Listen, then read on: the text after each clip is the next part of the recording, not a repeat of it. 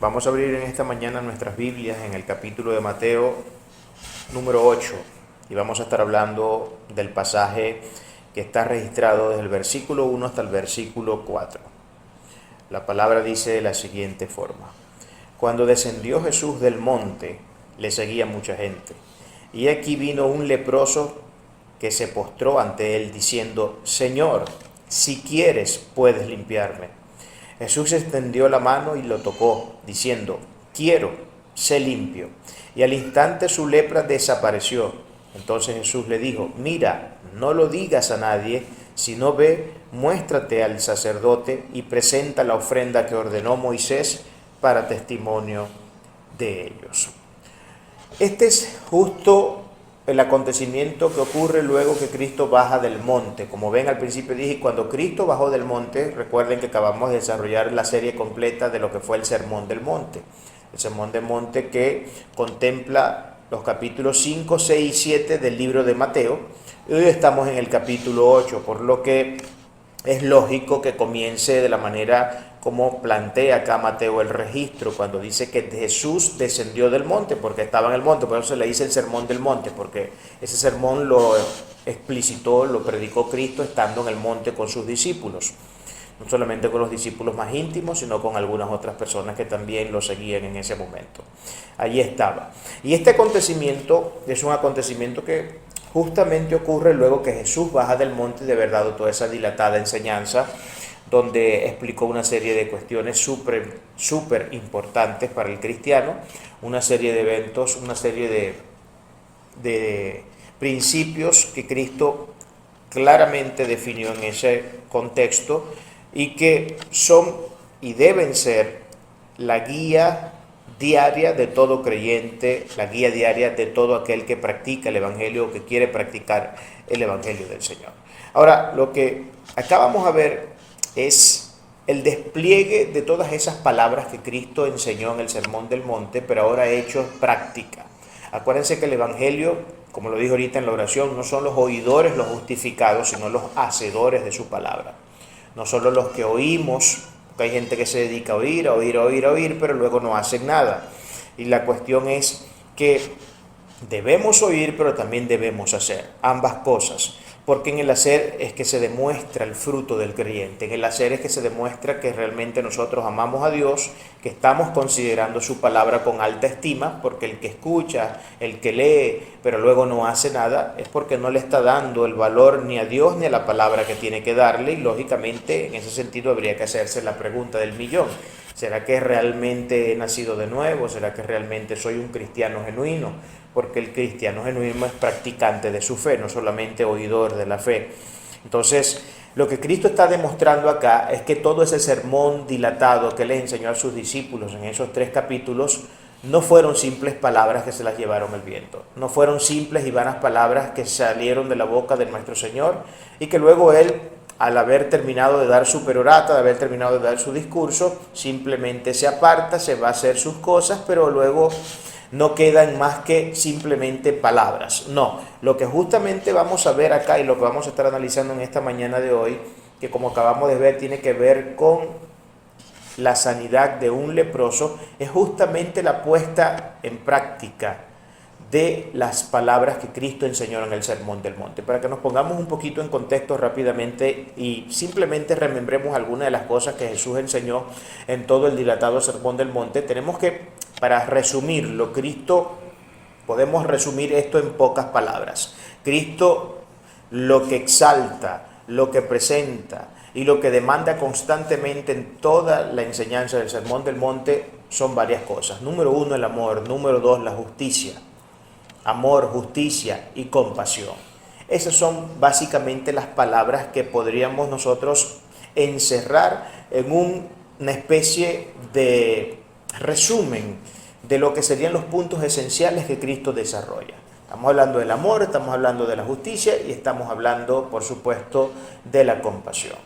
Porque todo lo que nosotros vemos en el Sermón del Monte básicamente apela a estos conceptos, apela a estas realidades que son las que Cristo ahora viene a demostrar acá, porque Cristo, la escuela de Cristo era una escuela no solamente teórica, era una escuela práctica. Luego que Él enseñaba Él iba al campo de la práctica y le enseñaba a sus discípulos cómo era él de consistente con sus palabras. Ahora yo vengo a demostrarles ya no solamente la teoría, ya le dimos la teoría en el salón de clases, ahora salimos del salón de clases, nos vamos a la vida cotidiana y en la vida cotidiana vamos a comenzar a poner en práctica todo lo que les he enseñado acá. Un poco como las personas que estudian una carrera en la universidad, mientras están en la universidad están aprendiendo la práctica, están aprendiendo, la teoría, están aprendiendo todos los principios básicos, la metodología de lo que va a ser la disciplina que luego que se gradúe va a aplicar. Y una vez que entra al campo laboral, ahora viene la puesta en práctica de todo eso que la universidad le enseñó por 5 o 6 años. Justamente es lo que Cristo hace. Cristo siempre estaba muy activo en la escuela, siempre estaba muy activo como rabino en enseñarle a sus discípulos. Estaban en su salón de clase, tenían los momentos de estar en el salón de clase, pero luego que salían del salón de clase, Cristo ahora les iba a enseñar todo lo que él había dado teóricamente ahora en la práctica, y es justamente lo que ocurre acá, es lo que nosotros podemos ver que claramente ocurre en este punto. Y lo que se resalta en este pasaje es la consistencia ética del amor de Cristo. Cristo era consistente, una persona consistente con la palabra de Dios, con el amor hacia Dios y con el amor hacia el prójimo, es el que practica el Evangelio. Esa es la persona consistente. La persona inconsistente es la que estudia la Biblia, es la que escucha la palabra de Dios, pero que luego no hace absolutamente nada de eso. No es consistente con su creencia, ¿no? No es consistente con lo que dice, está creyendo, y con lo que dice está queriendo, por lo menos intentando practicar. En el caso de Cristo vemos una consistencia ética sobre su amor, que es profundamente marcada en todos los relatos del Evangelio. Entonces vamos a hacer un poco el análisis, que esto es una enseñanza realmente bastante simple, muy corta, sobre esta parte de lo que ocurrió con este hombre. Y lo que podemos ver entonces en el pasaje del versículo 1 al 4 es el amor y la veracidad de Jesús. El amor de Jesús y la veracidad de Jesús en correspondencia con ese amor que él ha anunciado a sus discípulos, con ese amor que él vino a anunciar al mundo, con ese amor que él vino a anunciar a todos los que habían sido escogidos. Por eso entonces cuando descendió Jesús del monte le seguía mucha gente, y aquí vino un leproso y se postró ante él diciendo: Señor, si quieres puedes limpiarme. Jesús extendió la mano y le tocó, diciendo: quiero, sé limpio. Y al instante su lepra desapareció. Entonces Jesús le dijo: mira, no digas a nadie, sino ve, muéstrate al sacerdote y presenta la ofrenda que ordenó Moisés para testimonio de ellos. Ahora, hay varias cosas aquí que tenemos que poner en relieve y que tenemos que contextualizar para que entendamos más o menos la dificultad del momento histórico en referencia a lo que se está recogiendo acá por el relato que Cristo está dando y que está recogiendo en este caso el evangelista Mateo. No había nada más terrorífico para el primer siglo en términos de lo que podría ser una enfermedad que la lepra.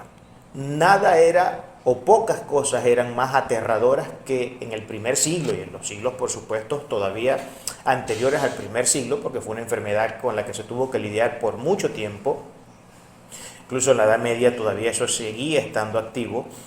Y no había nada más aterrador para los tiempos de Cristo, para los tiempos de ese primer siglo y todavía los tiempos anteriores, por supuesto, que estar enfermo de lepra.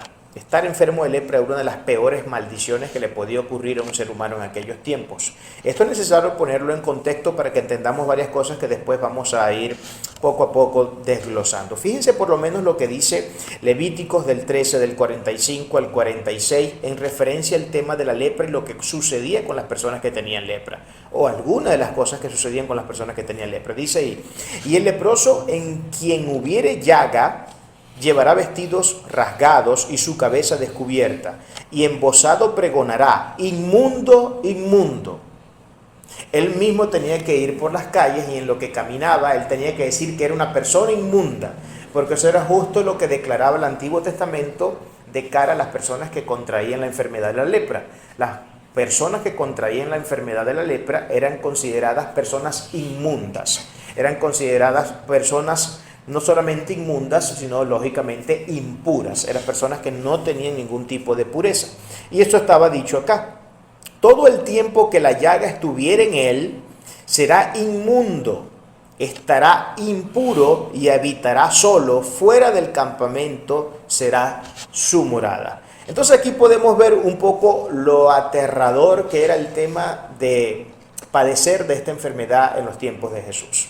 Primero que nada era considerado una persona inmunda e impura, una persona que no tenía el menor de los privilegios en ningún sentido, y una de las cosas duras, muy duras, que esta gente tenía que afrontar y que tenía que arrostrar con mucha fuerza de voluntad para aquellos tiempos por causa de su problema, de su enfermedad, era que eran completamente desechados por la sociedad. Era gente a la que nadie se le acercaba, absolutamente nadie. Cuenta el relato, algunos relatos rabínicos, que incluso habían rabinos que cuando se enteraban que un leproso había pasado por una cierta calle, ellos evitaban pasar por esa calle, aunque ya no estuviera el leproso. Y si tenían que ir a comprar algo en el mercado y resulta que alguno de los leprosos había pasado cerca de ese mercado, ya habían personas que automáticamente decidían no ir a hacer ningún tipo de compra en ese mercado, puesto que había pasado cerca un leproso. Para que tengan idea el nivel de tan descabellado de maltrato que se le daba a esa gente, ¿no? De la poca compasión que había en esos hebreos y en ese pueblo acerca de estas personas que tenían enfermedades como este tipo, ¿no? Eran personas que eran completamente aisladas de la sociedad, eran botadas de la sociedad, eran totalmente puestas como una especie de gueto por allá, encarcelados en algún sitio donde ellos no tenían ningún tipo de posibilidades de hacer contacto con la sociedad, de hacer lo que cualquier persona que está en la sociedad y que pertenece a ella, porque se conduce bajo las concesiones típicas y tradicionales de una sociedad. Estas personas no tenían la posibilidad de hacer eso. Y aquí es donde está lo espantoso de tener una enfermedad de este tipo. Imagínese usted que usted ahorita tuviera una enfermedad donde ni siquiera su propia familia se le quiere acercar porque teme por su vida, donde ni siquiera su madre o su padre quisiera acercarse ni 2 metros de distancia, ni a 20 metros de distancia, porque tiene una enfermedad que también puede contagiarles y que puede ponerlos en la misma situación. Ahora, yo creo que sin duda alguna la mayor dificultad y el mayor problema moral y el mayor problema en términos de lo que es la parte emotiva del ser humano que esta gente enfrentaba no era ni siquiera en sí la enfermedad y todo el dolor que podía producir, porque el tema de la lepra era una especie de tumores que salían por toda la piel. Era una cuestión sumamente grave y que tenía diferentes grados, ¿no? Y dependiendo del grado de dificultad que la enfermedad tuviera, tenían o más o menos tiempos de vida, porque era una enfermedad que terminaba cobrando por completo la vida de la persona. Era algo bastante serio, se entumecía toda la piel, los ojos se sobresalían de sus lugares, la cara, el rostro se desfiguraba por completo y era una cosa bastante seria, ¿no? Una cosa que no solamente tenía que enfrentar lo que es propio de la dificultad de esta enfermedad, sino que además tenía que soportar el hecho de autopercibirse como una especie de monstruo, lógicamente al que nadie se quería acercar, ¿no? Por lo que no era algo fácil. Y esta gente por eso estaba completamente desechada de la sociedad. E incluso los rabinos, lógicamente, como siempre vemos que los rabinos en esta práctica falsa de su religión y en esa hipocresía que era muy propia de las características de los rabinos de la época, a quienes Cristo tuvo que dedicarles todo un capítulo hablándoles de hipócritas, diciéndoles hipócritas una y otra vez en el capítulo 23 de Mateo. Esta gente, pues, por supuesto, asumía una posición que era sumamente desdeñable desde todo punto de vista, ¿no? Pocas cosas podían crear más desdicha entonces para aquel mundo que la lepra. No había cosa más desdichada o que hiciera más desdichar a un ser humano en aquel momento que tener lepra. Había todo tipo de privaciones para los leprosos, como el ser desechados por toda la sociedad, nadie se les acercaba, mucho menos lo tocaban. Ahora, ¿por qué quise poner esto en contexto? ¿Por qué quise poner este background como una especie de cortina que nos permita ahora introducirnos en un nuevo aspecto de esta enseñanza? Porque como acaban de ver, esto era algo que sucedía y lógicamente, si vemos que esta gente era completamente desechada de la sociedad, la gente, nadie se le acercaba, mucho menos siquiera era impensable la idea de que alguien tocara a un leproso. Nadie iba a tocar en su sano juicio a un leproso. De ninguna manera podía tocarlo. Todo el mundo se alejaba y tenían que estar no sé cuántos metros como mínimo de distancia de un leproso. Eso era algo que se prescribía incluso en la ley. En ese contexto, Jesús demuestra su inmenso amor, no solo acercándose al leproso, sino tocándolo. Cristo pasó por encima de todas las leyes, pasó por encima de todas las prescripciones convencionales dentro de la sociedad para el tratamiento de un leproso, y no solo es que se le acerca, sino que incluso lo toca. Ahora, esto es algo que solamente alguien que ame de una manera desbordadamente infinita puede hacer. Porque cuando a esta gente hasta su propia familia lo abandonaba, porque hasta los familiares abandonaban a esta gente, porque claro, usted tiene que entender que si eran gente que eran desechada totalmente de la sociedad, era gente que era desechada no solamente por la gente que no conocía, por los amigos y por los conocidos y por aquellos a quienes ni siquiera tenía idea de que existían, sino que por su propia familia eran desechados. Su propia familia los tenían por impuros. Y vaya que sabe usted a saber lo importante y lo seria que esta palabra impureza era para los tiempos bíblicos. Era una palabra bastante seria. Hablar de alguien impuro, hablar de que alguien era impuro y que era inmundo era algo bastante serio, porque por las prescripciones morales que existían desde los tiempos antiguos, desde la ley de Moisés, todo aquello que era declarado inmundo, todo aquello que era declarado impuro, era algo a lo que todo el mundo debía abstenerse de tener un contacto físico con esa cosa. Por ejemplo, por recordar algunas de las cosas, tenemos las prescripciones sobre las leyes dietéticas que estaban muy vigentes para los tiempos del Antiguo Testamento. Habían ciertos tipos de animales que debían y se podían comer y otros tipos de animales que no se debían consumir porque habían sido declarados inmundos por la ley. Como por ejemplo uno de ellos era el cerdo. El cerdo era un animal que estaba prohibido por la ley para el consumo humano. Y nadie podía comer cerdo. Y nadie comía cerdo, porque no era una comida, como le llaman los hebreos, no era una comida kosher. Kosher es un término hebreo que significa que es una comida aprobada para la ingesta humana. Algo que estaba aprobado, que se podía comer, algo que estaba calificado dentro de las leyes dietéticas y sanitarias para que la persona pudiera ingerir en su alimentación. Entonces, el término de impureza y el término de inmundicia eran términos que se tomaban muy en cuenta y que se tomaban con una gran relevancia y muy importancia, y se tomaban con mucha seriedad por el pueblo de Israel. Ahora, en ese contexto, en el contexto de un ser inmundo e impuro, Cristo se acerca y lo toca. Cristo se acerca y lo toca. Cristo pasó por encima de todas las regulaciones y pasó por encima de todos los consejos que se daban convencionalmente para evitar un contagio de ese tipo. Al Señor no le importó. ¿Por qué? Porque su amor por el prójimo, y es lo que Él nos llama, amar a nuestro prójimo a tal punto de que les asistamos en cualquiera sea su situación, en cualquiera sea la necesidad que pueda estar presentando, la dificultad que pueda estar presentando en un momento determinado. No solamente se conforma con eso, sino que incluso lo sana. Pero hay un hecho importante acá que nosotros tenemos que resaltar de cara al leproso. Un hecho importante de resaltar es la humildad con la que se presenta este hombre. El leproso, él no llegó con la actitud imponente exigiéndole a Cristo que lo sanara. Mira, Señor, aquí estoy yo, como veo que tú eres un sanador, como veo que tú eres una especie de curandero, lo que fuera que pensara este hombre, que lógicamente vamos a ver que él no pensaba que Cristo fuera cualquier persona, por las palabras que luego él menciona.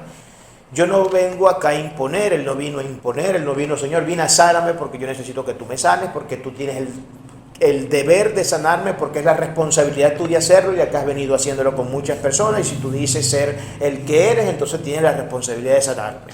No, lo que este hombre dice es, si tú quieres, Señor, puedes limpiarme. Si tú quieres. Ahora, qué distinto es esto a las prácticas neopentecostales de muchas iglesias que dicen ser evangélicas el día de hoy. Ustedes saben que este neopentecostalismo, este evangelio de la prosperidad, que es un evangelio fraudulento, que eso que llama la Biblia ese otro evangelio, porque no tiene nada que ver con el evangelio bíblico. un evangelio donde no te enseñan sobre el sufrimiento, donde no te enseñan sobre el pecado, donde no te enseñan sobre que debes dejar el pecado, un evangelio donde todo se resuelve con aparentes fórmulas mágicas. Simplemente hago una declaración en el nombre de Jesús y esa declaración automáticamente tiene que cobrar vida sobre la persona del individuo que sea y enseguida bendecirle. Entonces, bueno, hermano, si usted está enfermo, simplemente declare que usted está sano. Declárelo en el nombre de Jesús, exíjaselo al Señor. Porque el Señor es el muchachito mandado. El Señor es el muchachito mandado y yo le digo a través de mis declaraciones de fe lo que Él tiene que hacer. Qué distinto a la actitud de este hombre quien dijo, por el contrario, si tú quieres, Señor, puedes sanarme. Si quieres, si es tu voluntad, lo que está diciendo en pocas palabras es, Señor, si es tu voluntad sanarme, sáname por favor. Y esto, por supuesto, explicita una situación que no a muchas personas les gusta escuchar y que incluso algunos tildan de hereje a quienes predican de esta forma. La gente piensa que Dios tiene la responsabilidad y la obligación de sanar a todos los enfermos. Porque, por ejemplo, una de las cosas que ellos utilizan y creen ellos es el fundamento bíblico para ello, es que Cristo clavó en la cruz todas mis enfermedades. Entonces, como Cristo clavó en la cruz todas mis enfermedades, lógicamente yo tengo el derecho de ser sano y tengo, por supuesto, el derecho de exigirle a Cristo que me sane. Pero eso no es lo que enseña la Biblia. Eso no es lo que enseña la Biblia. Nosotros podemos hacer un recorrido por la Biblia de diferentes personajes que estuvieron enfermos y que eran siervos del Señor a quienes Dios nunca sanó. ¿Y por qué no los sanó? Porque no era su voluntad sanarlos. Dios sabe lo que hace. Pablo rogó 3 veces para que el Señor quitara el aguijón que le acechaba todos los días. El apóstol Pablo, el apóstol enviado a los gentiles, uno de los hombres más influyentes en la historia de la humanidad, y no dicho solamente por creyentes cristianos, dicho por historiadores seculares que no tienen nada que ver con el cristianismo. Un hombre que influyó de una manera tan profunda en el mundo occidental que muchas de las leyes del derecho que hoy tenemos vigente se deben a algunos de los aspectos que Pablo conceptualizó en el primer siglo escribiendo en sus cartas a las iglesias a quienes escribía. No estamos hablando de cualquier hombre, estamos hablando de uno de los hombres más influyentes de la historia de la humanidad. Ese hombre que llevó un ministerio impresionante, brillante, una mente brillante, un hombre que obedeció al Señor a lo sumo, pero que él mismo se consideraba ser una porquería, una basura, que él mismo se consideraba no ser digno de las bendiciones de Dios. Porque todo creyente consciente, lejos de creerse tener derechos ante Dios, es todo lo contrario. El que entiende la Biblia, el que es un creyente real, entiende que no tiene derecho a nada, que no merece absolutamente nada, porque todos somos pecadores, todos hemos hecho cosas malas y seguimos haciendo cosas malas por lo que no merecemos nada. Sin embargo, la misericordia y la gracia de Dios siempre está presente en nuestras vidas para auxiliarnos, para bendecirnos, para levantarnos. Porque Dios está comprometido consigo mismo en hacerlo. Él juró por sí mismo bendecirnos hasta los días finales. Este hombre, Pablo, rogó 3 veces al Señor para que le quitara el aguijón que tenía. Este aguijón ha sido objeto de muchas interpretaciones, incluso de debates a través de la historia, ¿no? Algunos piensan que el aguijón tenía que ver con algún problema de pecado de Pablo que no terminaba de soltar y eso estaba abofeteándole cada vez que podía. Pero la interpretación más plausible y la que ha hallado un poco más de consenso sobre este tema es que Pablo padecía una enfermedad. Pablo padecía una enfermedad por la que él rogaba al Señor que le quitara, y el Señor lo que le dijo fue, cuando él rogó 3 veces para que le quitara lo que tenía, el problema que estaba oprimiendo su vida, el Señor le dijo: bástete mi gracia, mi poder se perfecciona en tu debilidad. Bástete mi gracia, que mi gracia te sea suficiente. El Señor no le dijo, eso no es lo mismo que decir te voy a sanar. Él le dijo: sostente de mí, mantente tomado de mí, porque es la única manera en que tú y toda la humanidad puede salir victorioso, tomado de la mano del Señor. No hay otra forma. El mundo no nos brinda ese privilegio. No hay cosas en este mundo a las que nosotros podamos apelar que tengan el poder de salvarnos, que tengan el poder de sanarnos. No existe nada que pueda traer al carril a una vida que se ha descarrilado por completo, si usted está creyendo que en el mundo puede encontrar las respuestas a estas cosas. Estas respuestas solamente se pueden encontrar en este hombre que amó de tal forma que no le importó romper con todas las convenciones del momento histórico y se acercó a un leproso, y no solamente se acerca, sino que incluso lo toca para sanarlo. Pero importante entender la actitud de humildad del hombre que pide sanidad. Señor, si tú quieres, si es tu voluntad. Él no vino a imponer algo que él creía que merecía tener, porque ninguno de nosotros merecemos absolutamente nada. Si hay algo que nosotros merecemos todos, es la muerte. Eso sí lo merecemos. Por cuantos todos pecaron, están destituidos de la gloria de Dios, dice el apóstol Pablo. Todos. Absolutamente todos hemos pecado, seguimos pecando y no nos merecemos nada menos que la muerte. Nosotros no nos merecemos ni la misericordia ni la gracia de Dios. Sin embargo, la misericordia y la gracia de Dios sigue obrando sobre nuestras vidas cada día. Y la mayor prueba de que eso es cierto es que seguimos vivos. La mayor prueba de que eso es cierto es que cada día se sigue levantando en la mañana. Esa es la prueba fehaciente y más contundente de que la gracia y la misericordia de Dios sigue reposando sobre la vida de cada ser humano que habita este planeta. Sobre todos y cada uno de nosotros. Y esta es la actitud, hermano, que todos nosotros tenemos que tener. Esta es la actitud que todos debemos tener. Señor, si tú quieres, en nuestras oraciones nosotros no podemos llegar imponiéndole nada a Dios, porque Dios no está obligado a bendecirnos. Él nos bendice porque nos ama, pero no porque se sienta obligado. Él no tiene ningún tipo de responsabilidad con nosotros. Lo que Él hace por nosotros, las vidas que ha sanado, las vidas que ha reconstruido, las vidas que ha levantado del polvo, lo ha hecho simplemente porque nos ama. No porque Él dice, este se ha portado demasiado bien, le debo mucho, tengo que pagarle. No, el Señor no nos debe nada a ninguno de nosotros. Nosotros sí le debemos absolutamente todo a Él. Y en la medida que nosotros nos hagamos conscientes de la inmensa deuda infinita que nosotros tenemos con el Señor, en esa misma medida nos haremos conscientes de que no nos merecemos nada y de que todo lo que recibimos de parte de nuestro Señor es simplemente por gracia y por su misericordia y por su inmenso amor. Es por eso. Qué distinta entonces la actitud de este hombre a estos fraudulentos evangelios que se predican hoy, donde quieren exigirle a Dios y donde tienen al Señor como una especie de muchacho demandado que tienen que cumplir las apetencias que ellos quieran en el momento que quieran y cuando a ellos mejor les parezca. Ese no es el evangelio bíblico.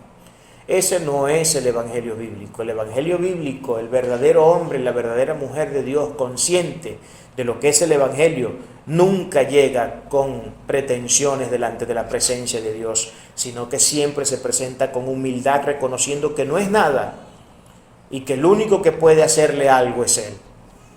Es el único que puede hacerle algo. Cristo, luego de sanar al leproso, le da la orden de que no se divulgue el hecho.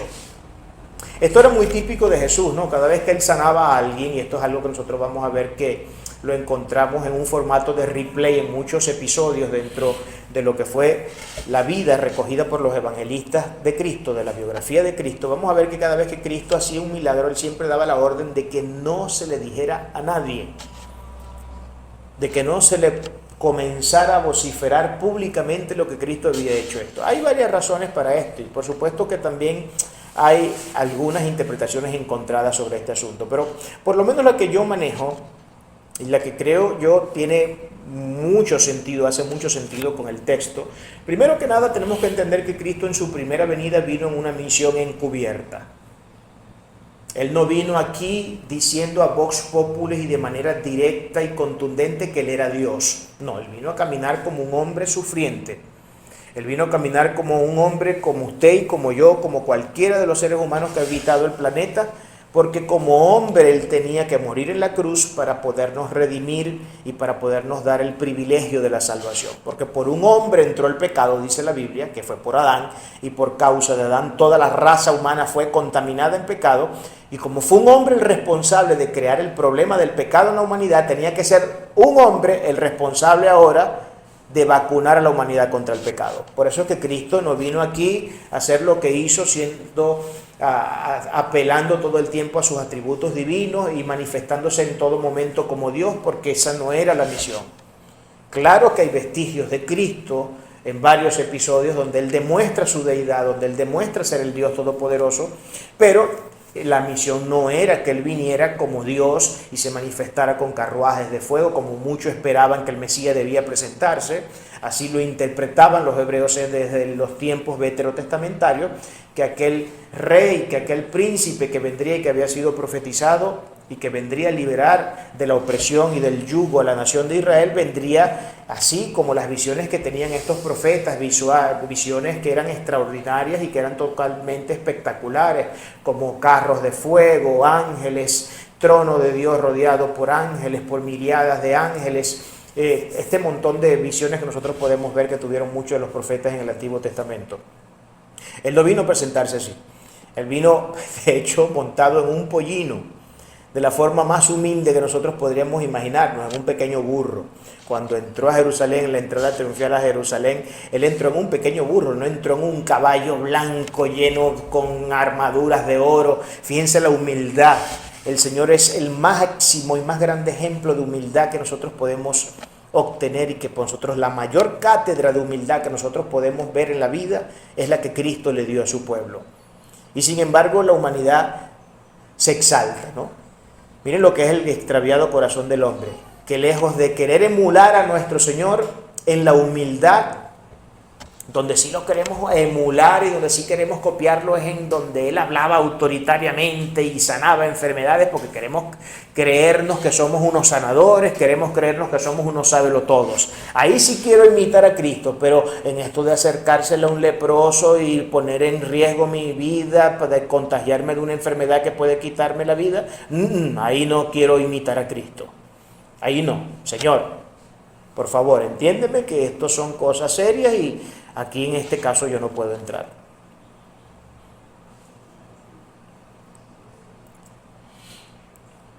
Entonces, ¿por qué Cristo? La pregunta que habría que hacerse, ¿por qué Cristo daba la orden cada vez que sanaba a alguien de que no se debía divulgar? Ustedes saben que la visión que tenían los hebreos desde los tiempos veterotestamentarios, es decir, desde los tiempos del Antiguo Testamento, era que el Mesías iba a ser un enviado por Dios para rescatarlos de la opresión que el pueblo de Israel siempre había vivido. Si usted estudia la historia del Antiguo Testamento, se va a dar cuenta que el pueblo de Israel fue un pueblo mayoritariamente nómada, que habitaba en lugares remotos, hacían cabañitas, tienditas con palmeras, y ahí habitaba la gente. No tenían un pueblo formalmente, no tenían una nación formalizada. Nada que ver con estas cosas, donde tuvieran un rey, donde tuvieran una legislación, donde hubiera ciertas cuestiones, ciertos privilegios para la sociedad. Ellos no vivían de esa manera. Por lo general ellos eran un pueblo nómada, y cuando no eran nómadas estaban en el exilio, siempre en países donde los subyugaban, donde los coaccionaban, en países donde los esclavizaban. Por ejemplo, podemos recordar el clásico exilio que es seguramente el más importante y el más destacado dentro de todos los momentos de exilio que podemos encontrar registrados en el Antiguo Testamento de Israel, que fue el tiempo en el que ellos estuvieron en Egipto. 430 años estuvo la nación de Israel esclavizada en la nación egipcia. Acuérdense que el Egipto de ese entonces era el imperio mundial, como decir hoy Estados Unidos. Para los tiempos antiguos, el gran imperio mundial, en los tiempos en que el pueblo de Israel estuvo en el exilio en la nación de Egipto, era el imperio de la época, el país superpotencia del momento. Tenían una infraestructura impresionante, tenían avances técnicos impresionantes, una economía súper sólida. Era un país al que nadie le podía meter el diente, no cualquiera se atrevía a tocar a los egipcios. Y por eso, bueno, imagínense, este país tiene tanta historia y es tan increíble la historia antigua del Egipto, que incluso se creó toda una disciplina científica que se llama la egiptología, para estudiar solamente el caso de Egipto. Imagínense ustedes que se haya desarrollado una disciplina científica para estudiar solamente la historia de un país.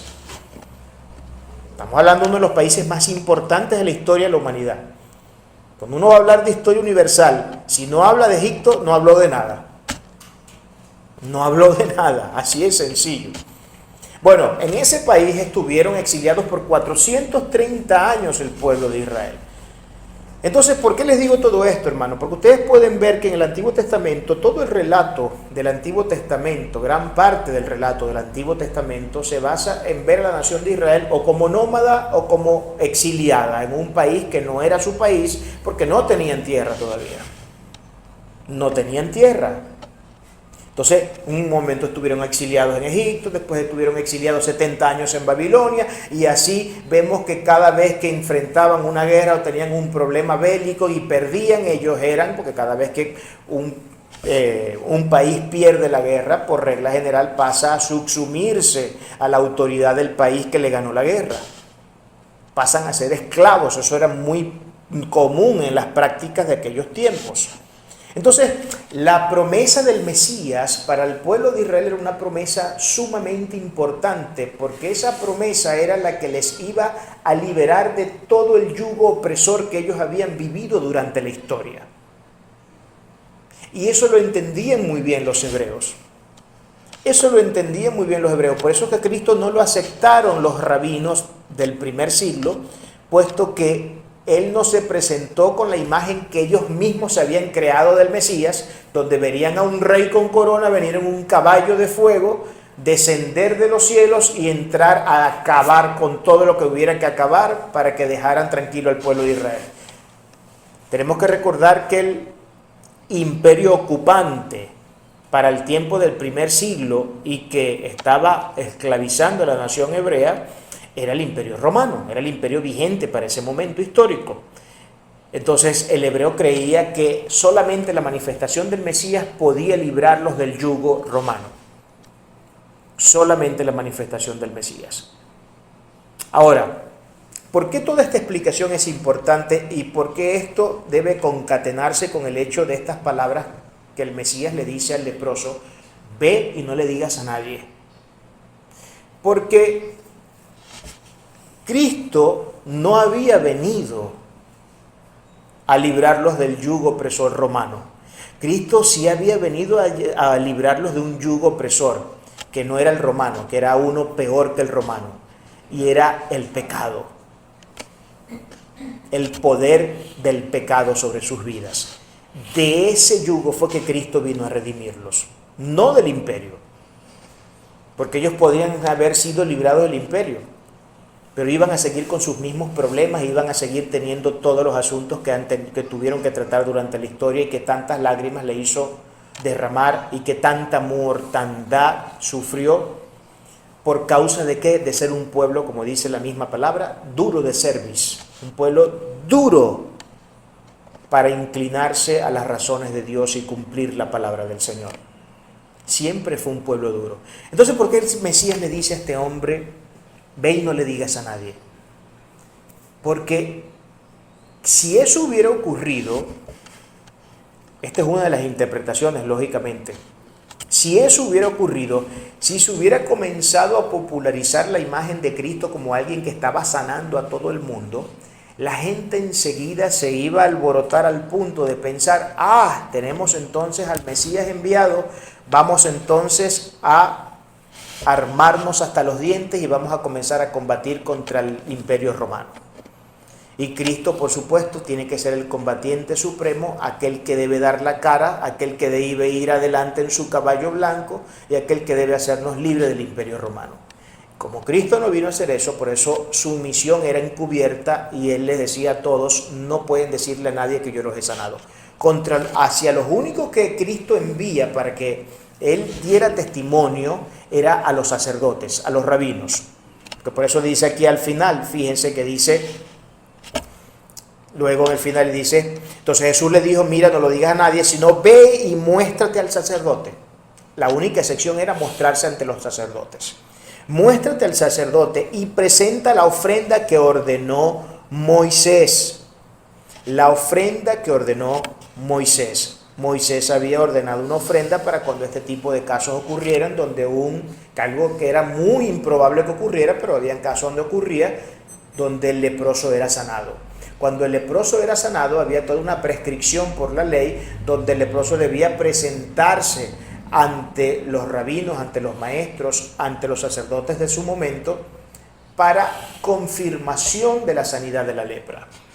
Entonces ellos pasaban por todo un ritual, hacían todo un ritual que usted puede ver en Levíticos 14, si lo quiere leer, es todo el capítulo completo de Levíticos 14, habla acerca de esta cuestión de manera muy detallada y descriptiva sobre el tema de los leprosos y cómo debía ser el tratamiento que los rabinos, que los maestros, que los sacerdotes debían tener de cara al tema de los leprosos. Ellos tenían que hacer una serie de cosas para poder dar una confirmación y un certificado de confirmación absoluto de que el leproso ciertamente había sido limpiado de su lepra y de que estaba completamente sano. Eso tenía que haber sido certificado por los sacerdotes. Y por eso el que había estado siendo objeto de la enfermedad tenía que presentar una ofrenda. Parte de esa ofrenda eran 2 palomas que se tenían que presentar. Usted puede ver todo eso en el relato de Levíticos 14. ¿Por qué era importante que Cristo o que el leproso se presentara? ¿Y por qué Cristo sí da la orden como única excepción de ir hasta el sacerdote para dar testimonio de la sanidad? Acuérdense que ya le habíamos dicho en el trasfondo que una de las cosas que problematizaba mucho la vida de una persona que estaba sufriendo de lepra en aquellos tiempos era que era totalmente excluida de la sociedad. Y lo que se pretendía con enviar al leproso a la revisión exhaustiva de los rabinos era que el rabino declarara completamente limpio y que diera fe de esa limpieza, de esa sanidad, que diera fe a través de un certificado claro de que el hombre había sido limpiado. ¿Saben para qué? Y es la razón por la que Cristo lo envía para que lo haga. Para que esta persona nuevamente pudiera ser incluida dentro de la sociedad. Si no había una certificación rabínica que dijera, sí, este está completa y absolutamente limpio de la lepra, él no podía integrarse nuevamente a la sociedad.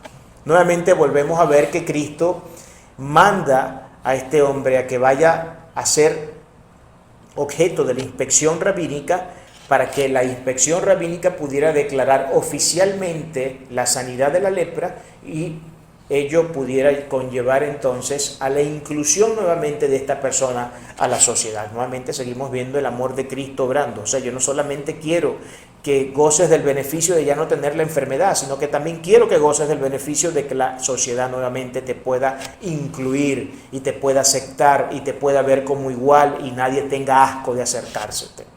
Que imagínense usted el dolor que debe sufrir, la carga emocional y psicológica tan fuerte que debía ser un peso de toneladas y toneladas sobre la vida de una persona cuando ve que este tipo de cosas suceden, como que nadie quiere acercársete, todo el mundo te ignora, todo el mundo te ve como una especie de monstruo, de bicho raro al que no hay que acercarse. Entonces esta era la razón básica por la que Cristo hizo esta excepción y dijo hacia los únicos que te vas a dirigir y vas a dar testimonio de tu sanidad es aquellas personas que tienen el poder de certificarte legalmente para que la sociedad entienda que entonces tú has sido limpiado de la lepra. Y así era como se manejaban estas cosas, hermanos, en los tiempos del primer siglo. Entonces vemos acá a un Cristo a un Cristo actuando en perfecto amor, en perfecta justicia, en perfecta gracia y en perfecta misericordia. A un Cristo compasivo, a un Cristo que le dolía el pobre, a un Cristo que le dolía las personas que sufrían, a un Cristo que estaba dispuesto a pasar por encima de todas las convenciones de la época, porque su amor trascendía cualquier convención, porque su amor trascendía incluso cualquier ley. En ese contexto Cristo demuestra que lo que enseñó a sus discípulos en el Sermón del Monte no fue una palabrería barata, sino que fueron palabras que tendrían perfecta consistencia en su ortopraxis, que es la ortopraxis, la práctica del mensaje bíblico. La ortopraxis, repito, es la práctica del mensaje bíblico, no quedarnos simplemente siendo oidores, sino que somos personas que practicamos el mensaje bíblico. En conclusión, hermanos, para cerrar en la mañana de hoy, todo lo que Cristo nos ha enseñado en las Sagradas Escrituras y cada una de sus demandas y cada uno de sus principios y todo lo que Cristo nos exige como hijos de Dios, como creyentes, bien hacemos en ponerlos en práctica. Todo lo que hemos venido aprendiendo en cada una de las palabras, todo este dilatado sermón que nos tomaron 27 sesiones exactas para desarrollar, nos tomó aproximadamente 1 año y 2 meses desarrollar, no es simplemente para que queden los registros de nuestra memoria. Esto no es algo simplemente con lo que tengamos que alardear el día de mañana diciendo, mira cómo me sé yo de bien el sermón del monte, mira cómo soy tan buen intérprete de este y de aquel asunto que Cristo trató en el sermón del monte. No se trata de esto, hermano. Se trata de que ese sermón se adueñe de nuestro corazón. Se trata de que ese sermón gobierne y domine cada área de nuestro ser interior y que nos lleve a manifestar lo que un cristiano tiene que manifestar. Esto que vemos a Cristo manifestar ante el leproso: amor, justicia y compasión. Eso exige Cristo de cada uno de sus hijos. Eso exige Dios de cada uno de sus hijos. Amor, justicia y compasión. Eso deben ser los frutos inequívocos y constantes de todo aquel que se ejercite en esta gloriosa fe y que declara con sus labios ser un auténtico cristiano. Gloria al Señor.